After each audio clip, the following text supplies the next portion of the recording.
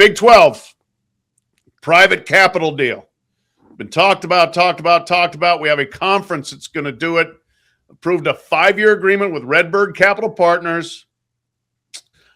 Strategic partnership that, let's see here. I said 5-year deal, and will provide $12.5 million capital infusion, which ain't very much, frankly, to help create more commercial revenue for the conference. 16-team conference, 16-school conference. Now, the league's 16 schools also will have access to up to $30 million each. That's closer to a real number. A line of credit, keywords, line of credit, has to be paid back, double-digit interest rate over time. Brian, tell me, what do we have here?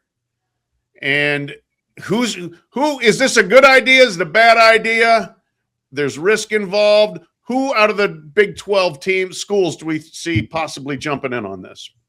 It's funny, this prior story we were just talking about in this story, it makes me think of some athletic directors, going to Jimmy Sexton and saying, no, I can't pay your client $2 extra million because I got to save a swimming program. And just the world that exists is where we're at. And I mean, this is kind of, that pursuit of more money, and certainly some schools have tried to deal with, this frankly, $20 million plus recurring revenue hit to their issue, expenses, and trying to find creative ways when, cutting expenses does not seem to be one of them. And this is certainly part of that.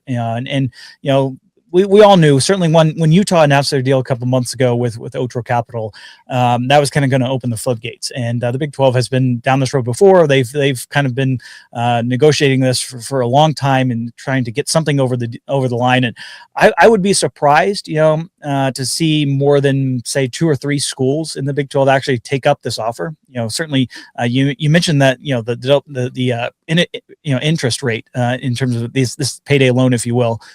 You can go to your administration, whether it's the school itself raising some bonds, that sort of thing. Even the donors, if you want to avoid paying certain percentages, and which a lot of these schools are going to do. Like I don't think Texas Tech is necessarily going to say, "Oh, great, another $30 million," when we can go to Cody Campbell and top up that way, if you will. So I think that's going to be of interest. This is certainly an option for some of those schools that maybe there are some short-term issues, maybe there's some capital needs that they have in the immediate considerations that they want to kind of get over the line, that their donor base is not necessarily on board with yet, that they think they can kind of push off, the actual getting the dollars and cents into the bank accounts earlier.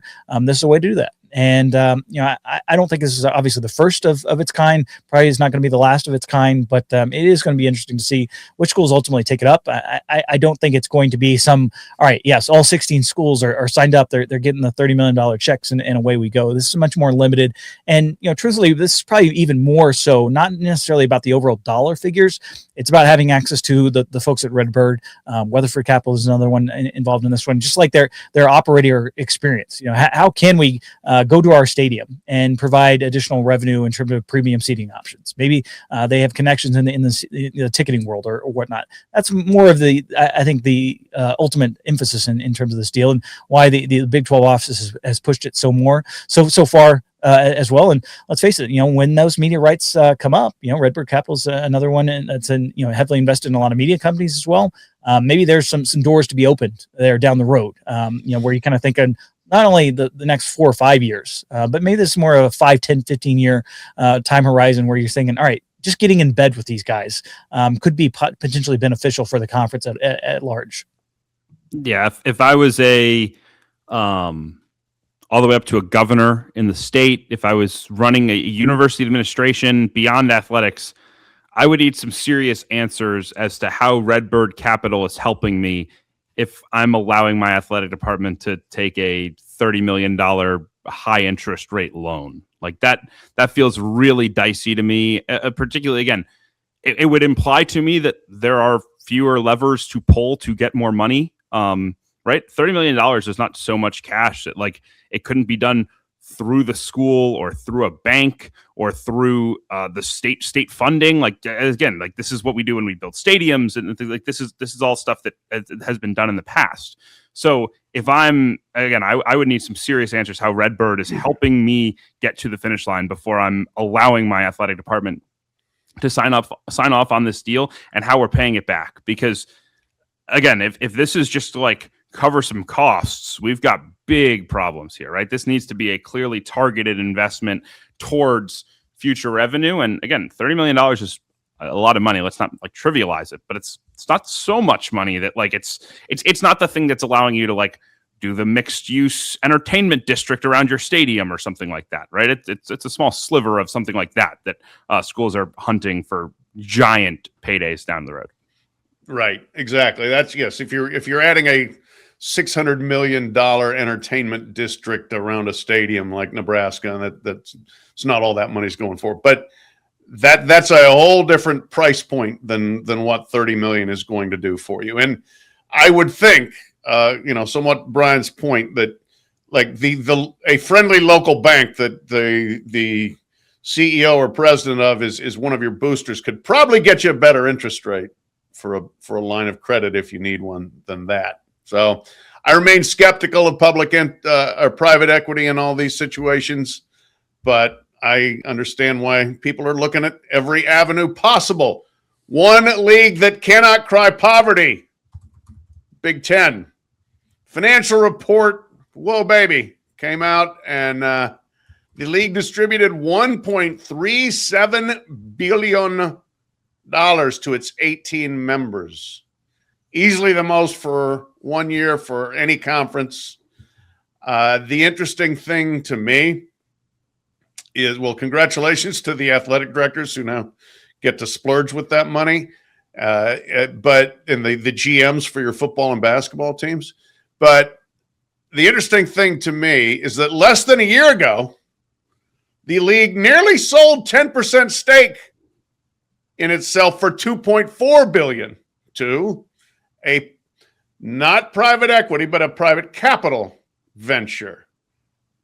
Think about that. Think about the amount of money they are making. They nearly gave away 10% for not much more than that, less than double what they made in a year. So this is another brilliant Tony Petitti plan that went awry because the rest of the league said, enough members of the league said, no, we're not going to do it. But it does give rise, that dollar figure jumps off the page, and it does further, I guess, increase the question whether the Big Ten has the ways and the means to continue to separate from the SEC and everyone else. Kevin, what do you think?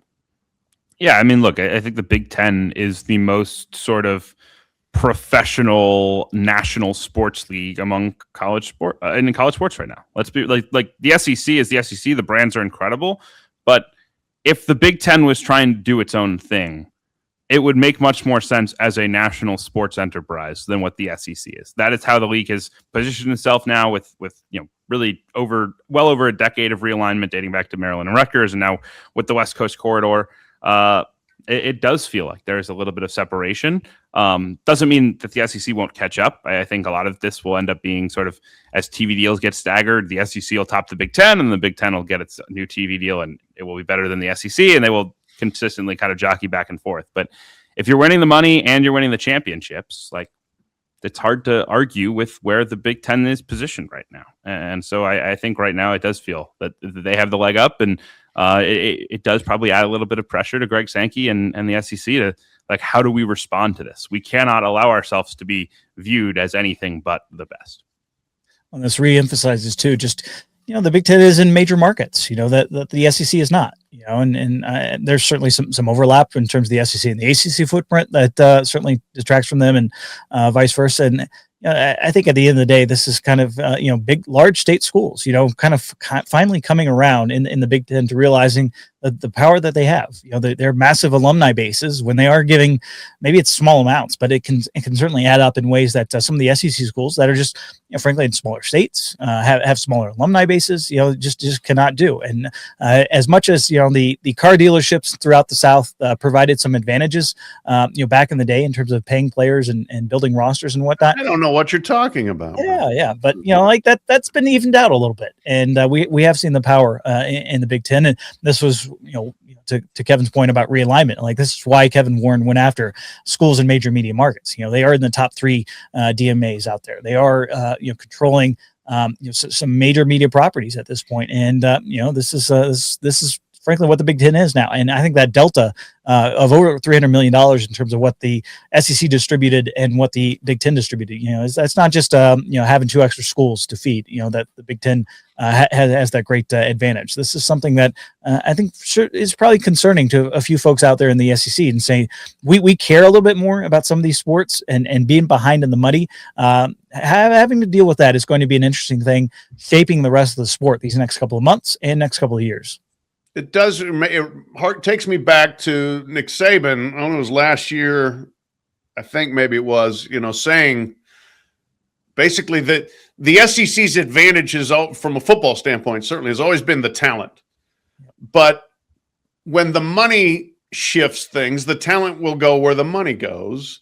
And now just having the talent in your backyard doesn't necessarily guarantee keeping them and then winning with them. So it is a change in dynamic here, because the Big Ten, for the reasons you guys illuminated, I mean, bigger alumni bases, generally speaking, richer alumni bases, richer cities and areas that you're in, bigger media markets.